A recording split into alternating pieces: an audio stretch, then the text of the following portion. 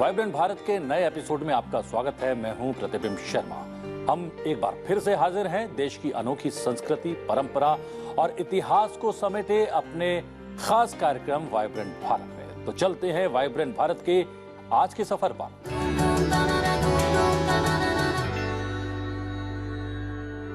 इस बार के छठ महापर्व की छठा देखते ही बनती है। देश के अलग अलग हिस्सों में लोगों ने बेहद उत्साह, श्रद्धा और तैयारी के साथ इस लोक पर्व को मनाया। यहाँ तक कि विदेशों में भी अप्रवासी भारतीयों द्वारा छठ को पूरे विधि विधान से मनाया गया।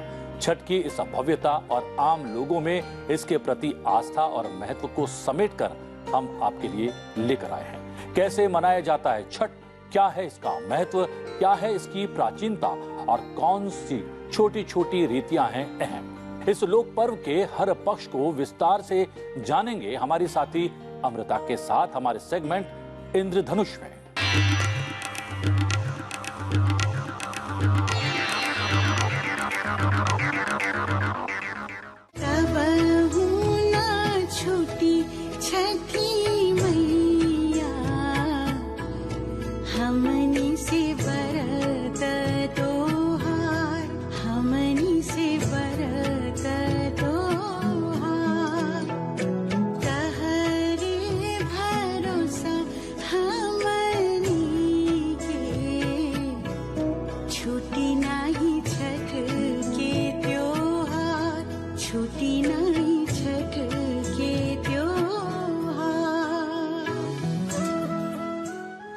जय छठी मैया।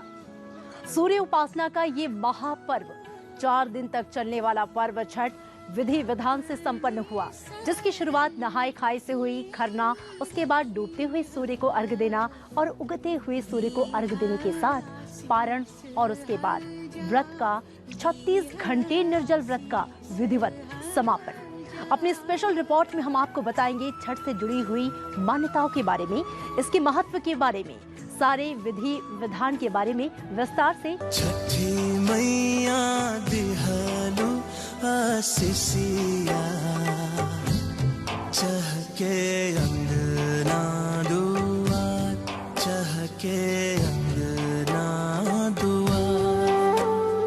छठ के पर्व में ठेकुए का जो प्रसाद होता है उसका अपने एक अलग विशेष महत्व है। और आप देख सकते हैं कि इस समय देसी घी में आटे में जो गुड़ या चीनी डालकर, मेवा डालकर जो ठेकुआ बनाया जाता है उसी को बनाया जा रहा है, जो प्रसाद है। और जितने भी लोग आते हैं उन्हें ये प्रसाद घाट पे वितरित किया जाता है। आपको मैं बताऊं, इस प्रसाद के साथ विशेष बात यह है कि जो भी इस प्रसाद को बनाएगा उसमें भी पवित्रता, शुचिता का खास ख्याल रखा जाता है। जैसे कि आप इस प्रसाद को तल रही हैं, आप सुबह से व्रत हैं, यानी कि जो इस प्रसाद में हिस्सा लेता है उसे बनाने में उसे भी व्रत जो है वो धारण करना पड़ता है। अस्मिका जी जो कि व्रती हैं छठ की, मैं उनसे जानना चाहूँगी कि ठेकुए का क्या महत्व है छठ में। ठेकुए का बहुत ज़्यादा महत्व है। ठेकुए का ये इसलिए महत्व है कि लोग पसंद करते हैं इसको प्रसाद के रूप में पाने के, और बहुत दिन तक चलता है। कहीं आपको प्रसाद भेजना हो तो ठेकुआ आसान होता है भेजना, जबकि फल फ्रूट जो होता है वो ख़राब हो जाता है, इसलिए ठेकुए का ज़्यादा महत्व बढ़ जाता है, लोग पसंद भी करते हैं। आपने मुझे बताया कि सुबह से तल रही हैं और अभी जिस तरीके से मैं देख पा रही हूँ मुझे लगता है तलते तलते शाम हो जाएगी। मतलब काफ़ी मात्रा में आप लोग बनाते हैं ठेकुआ। क्योंकि बहुत सारे लोग ऐसे होते हैं कि प्रसाद पाने के लिए फ़ोन करते हैं, खुद आते हैं। घाट पे भी काफ़ी लोग मिलते कई हैं, लोग रहते हैं। और मैंने ये भी सुना है कि अगर घाट पे कोई आ रहा है आपसे प्रसाद मांग रहा है तो आप उसे खाली नहीं जाने दे सकते, वापस ऐसे नहीं जाने देंगे, देना ही देना, प्रसाद देना जरूरी होता है।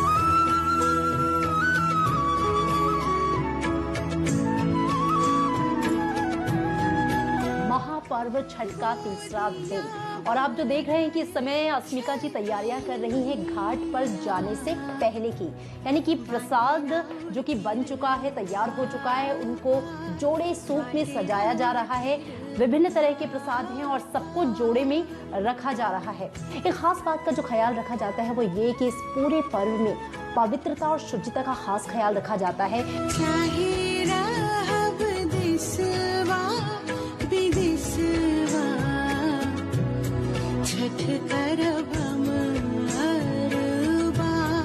जी थोड़ा सा बताइए कि क्या क्या चीज़ें आप इसमें डाल रही हैं, और सब कुछ जोड़े में ही डाला जा रहा है, हर सूप में हर चीज़ बराबर बराबर मात्रा में। तो इन सूप का खास तौर पे क्या महत्व है? किस तरीके से ये तय किया जाता है कि सूप 2 होंगे, 4 होंगे, 5 होंगे? ये सूप मन्नत के तौर पे माना जाता है। सुख समृद्धि बच्चे के लिए, अपने बेटे के लिए, बेटियों के लिए, घर में सुखी के लिए, होने रहने के लिए, हैप्पीनेस के लिए। तो प्रॉपर ढंग से जोड़ा ही होना चाहिए। अगर मैं इसकी इम्पोर्टेंस की बात करूँ, खासतौर पे जो मैं देख पा रही हूँ कि सब्जियाँ जो हैं वो बहुत, और फल जो हैं वो सभी प्रकार के हैं, तो इसका कोई विशेष महत्व है कि सभी प्रकार के फल और जितना ज़्यादा से ज़्यादा फल या सब्जियाँ आप इसमें रख सकते हैं प्रसाद के तौर पर, इसके पीछे का कोई कारण? छठ केवल एक पर्व ही नहीं, एक आस्था है जिसको महापर्व हम कहते हैं। और ये पर्व सालों से मनाया जाता है, ये नहीं कि आज या कल से शुरुआत हुआ है। ये जब द्रौपदी ने किया था, जी बिल्कुल, सदियों से युगों से चला आ रहा है ये पर्व। अगर मन शुद्ध है तो ये पर्व बहुत ही अच्छा, बहुत ही फलदायक है। बिल्कुल, जो मूल मंत्र है वो आस्था है, और आस्था के साथ हर कोई जो इसे मनाना चाहता है वो मनाता है। छठ के पर्व में साज श्रृंगार का अपना एक विशेष महत्व होता है। बात चाहे सिंदूर लगाने की हो या फिर पैरों में अलता लगाने की। और अस्मिका जी बस घाट पे जाने वाली हैं और ये इसकी पूर्व की तैयारी है। सुहागिन स्त्रियां जो हैं वो पैरों में अलता लगाती हैं, साज श्रृंगार करती हैं। तो आप देख सकते हैं कि पैरों में अलता लगाने का जो कार्यक्रम है वो चल रहा है।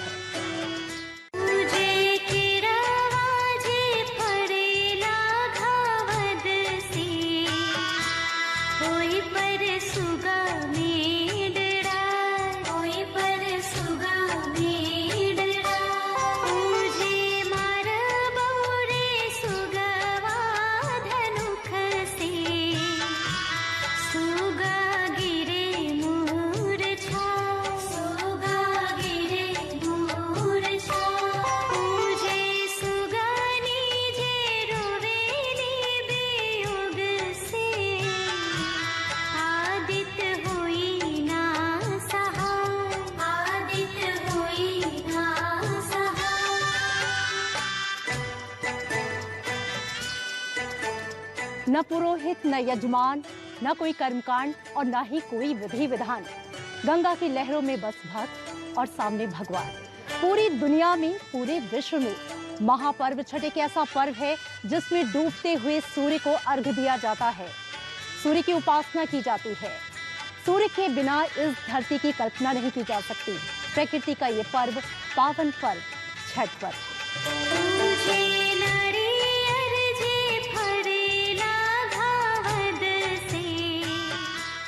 छठ का जो भी धार्मिक और आध्यात्मिक महत्व है, उसके साथ साथ एक महत्वपूर्ण एक पहलू ये भी है कि सामाजिक समरसता, मतलब हर एक वर्ग के लोग, ऊंची नीची एंड गरीब अमीर सभी तरह के लोग एक साथ इस छठ पर्व को मनाते हैं, एक ही घाट पर, नदी के किनारे या किसी भी जल के किनारे।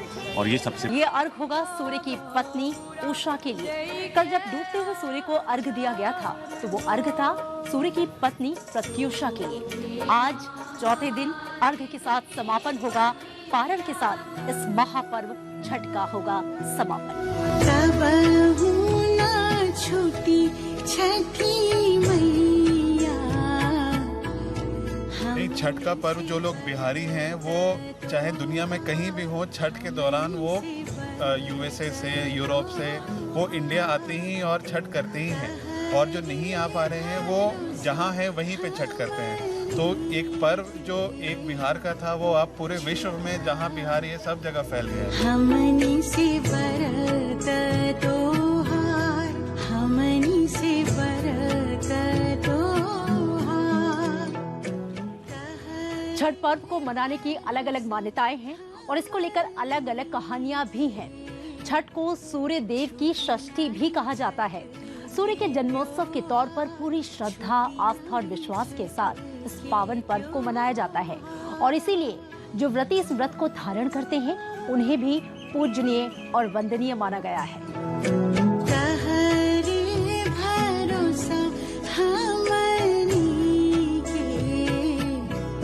छुट्टी नहीं छठ के त्योहार, छुट्टी नहीं छठ के त्योहार। जल में इस तरीके से खड़े होकर गोल गोल घूमने की जो विधि है, जो परंपरा है, दरअसल ये सूर्य की उपासना है। ऐसी मान्यता है कि जब आप इस तरीके से जल में खड़े होकर परिक्रमा करते हैं खुद की, दरअसल ये खुद की परिक्रमा नहीं, सूर्य की परिक्रमा होती है। व्रती इस तरीके से साक्षात सूर्य भगवान की परिक्रमा करते हैं। बहुत खुशी की बात है, बहुत। इतना परिवार जो आए हैं, जो हमारा सब परिवार के संस्कार बढ़ेंगे। छठ पूजा मुझे बहुत पसंद है, ढेर सारे लोग आए हैं। मुझे ऐसे वाले वो छठ बहुत अच्छा लगता है, जिसमें जितना भी लोग आ सकते हैं आएंगे। हैप्पी छठ।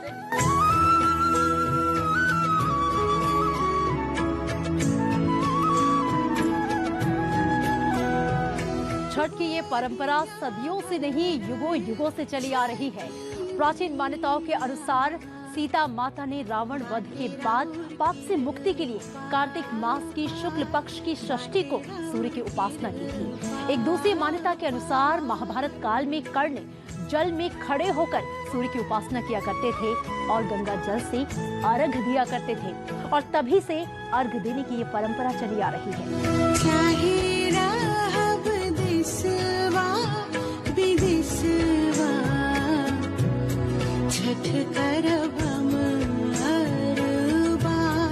सिंदूर लगाने की जो परंपरा है छठ में पहले अर्घ के बाद, ये अपने आप में बहुत ही स्पेशल, बहुत ही महत्वपूर्ण होती है। दरअसल सुहागन स्त्रियां ये जो पीले रंग का सिंदूर है वो लगाती हैं।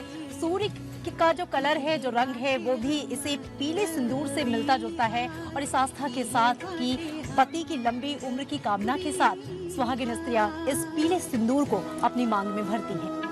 जय छठी मैया। हम लोग साल भर इंतजार करते हैं कि छठ आए, और छठ का जो फिर उत्सव होता है वो कहने लायक होता है। दिल्ली में है लेकिन कभी बिहार का कमी महसूस नहीं हुआ हम लोगों को।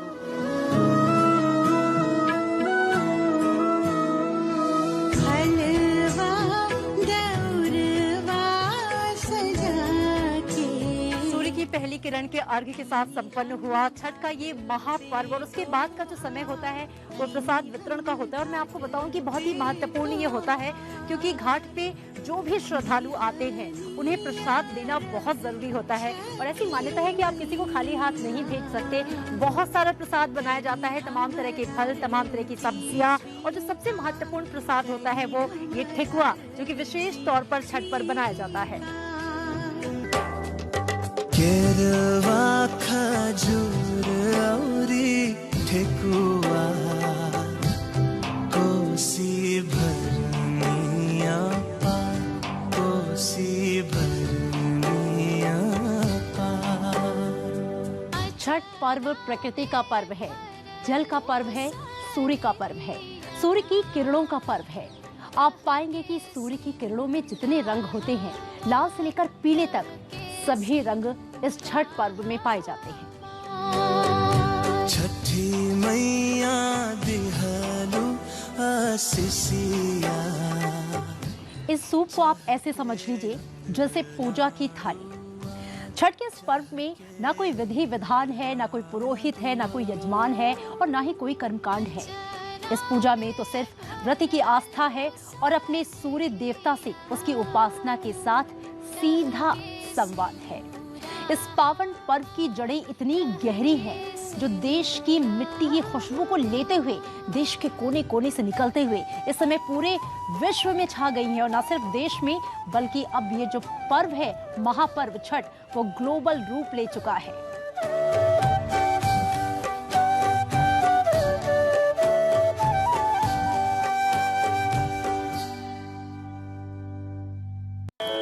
नमस्कार, मैं हूं आलोक पांडे गोपाल। छठ पूजा पूरे देश दुनिया में बड़ा ही भव्य तरीके से, बड़े ही धूमधाम से मनाया गया। आइए आप सभी को एक छठ माँ का गीत सुनाते हैं।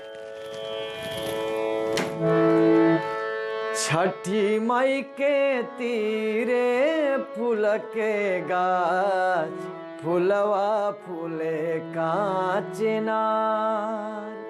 छठी माई के तीरे फूल के गाछ, फुलवा फूले काचेना। छठी माई के तीरे फूल के गाछ, फुलवा फूले काचेना। चार पहर हम जल थल सेवानी, नेमवा धर्मवा से तोहे हम पूजानी। पूरा ना करिहा मनौती, तोहसे इहे बागोहार।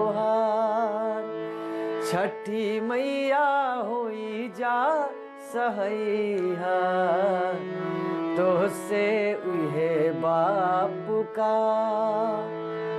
छठी माई के तीरे फुलवा के गाछ, फुलवा फूले काचेना। छठी माई के तीरे फूल के गाछ, फुलवा फूले काचेना। छठी मैया होई हा सहैया, तोहसे इहे बापू का। खासतौर पर बिहार में मनाए जाने वाले छठ पर्व के बाद अब बात राजस्थान के एक शहर की, जिसके पास वैश्विक विरासत की निधि है। जी हां, हम बात कर रहे हैं गोल्डन सिटी के नाम से मशहूर जैसलमेर की।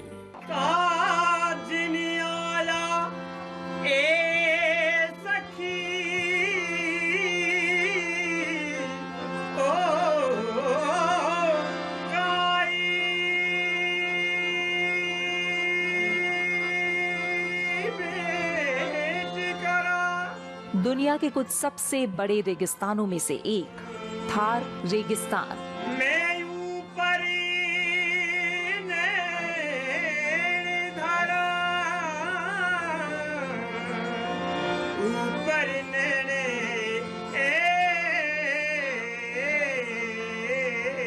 आज हम आपको लेकर चल रहे हैं इस मरुस्थल के बीचों बीच बसे एक सुनहरे शहर जैसलमेर में। पधारो हमारे देश, पधारो हमारे देश। जी हाँ, चारों ओर रेत के सुनहरे रंग से घिरे होने के कारण इसे गोल्डन सिटी भी कहा जाता है। लेकिन इस गोल्डन सिटी का दिल असल में यहाँ के किले में बसता है। शहर के बीचों बीच स्थित जैसलमेर किला जैसलमेर की शान के रूप में जाना जाता है।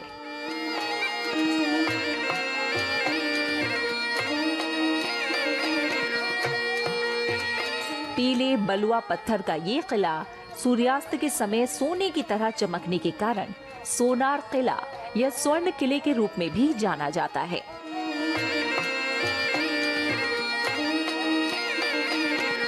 इसे 1156 ईस्वी में एक राजपूत शासक जैसल द्वारा त्रिपुरा पहाड़ी के शीर्ष पर बनवाया गया था। 1500 फुट लंबा और 750 फुट चौड़े इस किले को एक पहाड़ी पर बनाया गया है, जो जमीन से 250 फीट की ऊंचाई पर है। जैसलमेर किले में कई खूबसूरत हवेलियां, मकान, मंदिरों के साथ साथ सैनिकों और व्यापारियों के आवासीय परिसर हैं। यानी ये वो किला है जिसमें आज भी जैसलमेर शहर की 1/4 आबादी रहती है। साल 2013 में राजपूताना शौर्य और स्थापत्य ने यूनेस्को का मन मोह लिया और राजस्थान में पहाड़ियों पर बने 6 किलों को एक साथ विश्व धरोहर की सूची में शामिल कर लिया गया है, जिसमें जैसलमेर का किला भी एक है।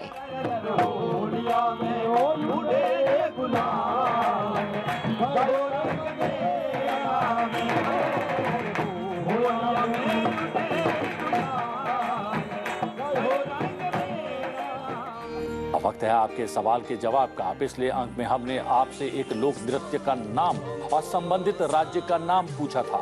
आप में से जिन दर्शकों ने इसका सही जवाब दिया है, उनका नाम हम स्क्रीन पर शेयर कर रहे हैं। इस लोक नृत्य का नाम है सत्रिया। जिसके बारे में विस्तार से जानने के लिए चलते हैं असम और जानते हैं वहां के इस खास लोक रंग के बारे में।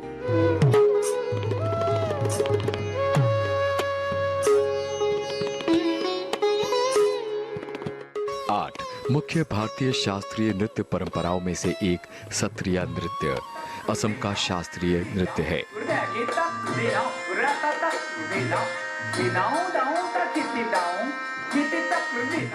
500 साल से पुराना ये नृत्य असम की जीवित परंपरा है।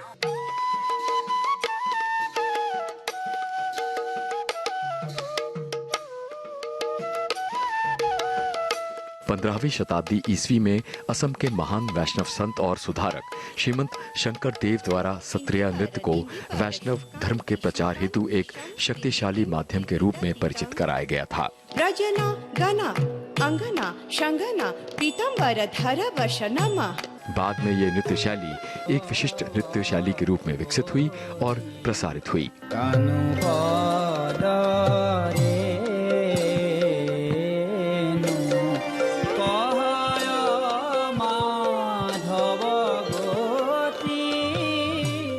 असमी नृत्य और नाटक का संगम सत्रिया शताब्दियों तक सत्रों यानी असम के वैष्णव मठ या विहारों में प्रदर्शित किया जाता था। इन्हीं सत्र के भीतर इस नृत्य की परंपरा का विकास हुआ, जिसके चलते ये नृत्य रूप सत्रिया कहा जाने लगा। पहले इस नृत्य कला को केवल पुरुषों द्वारा प्रदर्शित किया जाता था, लेकिन समय के साथ इसे महिला नर्तकियों द्वारा प्रदर्शित किया जाने लगा। अपनी मौलिकता और खासियत के चलते साल 2000 में संगीत नाटक अकादमी ने सत्रिया नृत्य को भारत के शास्त्रीय नृत्य के रूप में मान्यता दी।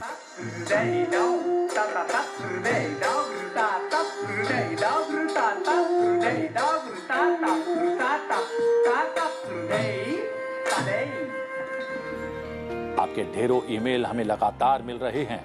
कई दर्शकों ने कई अनोखी कला से जुड़ी जानकारियां भी हमसे साझा की है।